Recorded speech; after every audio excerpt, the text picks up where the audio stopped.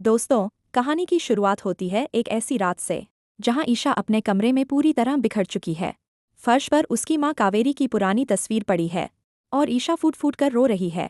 उसके ज़हन में बार बार वही खौफनाक मंजर घूम रहा है। वही पल जब उसकी आंखों के सामने सूरज ने ट्रिगर दबाया था। ईशा खुद से कहती है, मैं सूरज को कभी माफ नहीं करूंगी।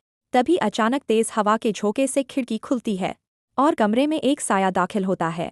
ईशा पलटकर देखती है और उसके पैरों तले जमीन खिसक जाती है।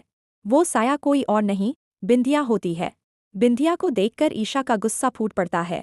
वह चिल्लाकर कहती है, यहाँ से निकल जाओ। लेकिन बिंदिया आज भागने नहीं आई होती। वह ईशा का हाथ थाम लेती है और सीधी आंखों में देखकर कहती है, शांत हो जा ईशा, मैं तुझसे लड़ने नहीं, बल्कि वो सच बताने आई हूँ जो तेरे पापा ने तुझसे सालों तक छुपाया।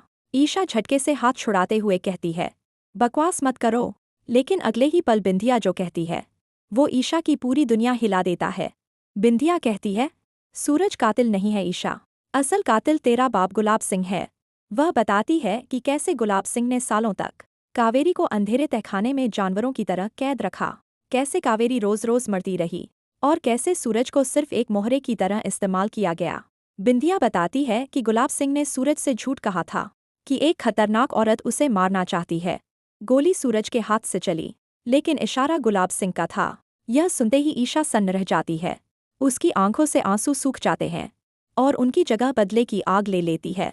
उधर जेल की सलाखों के पीछे एक और खेल चल रहा होता है। गुलाब सिंह शातिर मुस्कान के साथ अपने दामाद सूरज से मिलने पहुंचता है। सूरज जैसे ही उसकी आवाज़ सुनता है, वह गुस्से से उठ खड़ा होता है। वह सलाखों के बीच से हाथ निकालकर गुलाब सिंह का कॉलर पकड़ लेता है और दहाड़ता है, आपने मुझे धोखा दिया है बाऊजी। लेकिन गुलाब सिंह जरा भी नहीं डरता। वह सूरज को झटका देकर पीछे गिरा देता है और जोर जोर से हंसने लगता है। वह ताना मारते हुए कहता है, तू तो बस मेरा मोहरा था। मेरी ही पत्नी को तूने मेरे इशारे पर मारा और मेरी बेटी से भी दूर हो गया। सूरज पेप्सी में सलाखों पर मुक्के मारता है, लेकिन तभी पीछे से एक कड़कती हुई आवाज़ गूंजती है, पापा।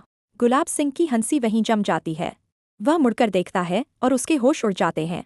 सामने ईशा खड़ी होती है, उसके साथ बिंदिया और ईशा के हाथ में एक लोडेड रिवॉल्वर जो सीधे गुलाब सिंह के सीने पर तनी होती है।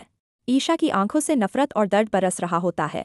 गुलाब सिंह कांपते हुए कहता है, बेटा ये क्या कर रही है? ईशा दहाड़ते हुए जवाब देती है, अब एक शब्द भी नहीं। वह कहती है, सूरज से गलती हुई, लेकिन सबसे बड़ा गुनहगार आप है। आपकी वजह से मेरी माँ आज जिंदा नहीं है। ईशा ट्रिगर पर उंगली रख देती है। पूरा जेल सन्न हो जाता है। अब सवाल यही है दोस्तों, क्या ईशा सच में अपने पिता को गोली मार देगी? क्या सूरज के सामने अब उसकी बेगुनाही साबित हो पाएगी? और क्या गुलाब सिंह को उसके पापों की सजा मिलेगी? इस खौफनाक और धमाकेदार मोड़ पर आपकी क्या राय है? कमेंट में ज़रूर बताइए। और ऐसे ही बड़े ट्विस्ट्स के लिए चैनल को सब्सक्राइब करना मत भूलिए।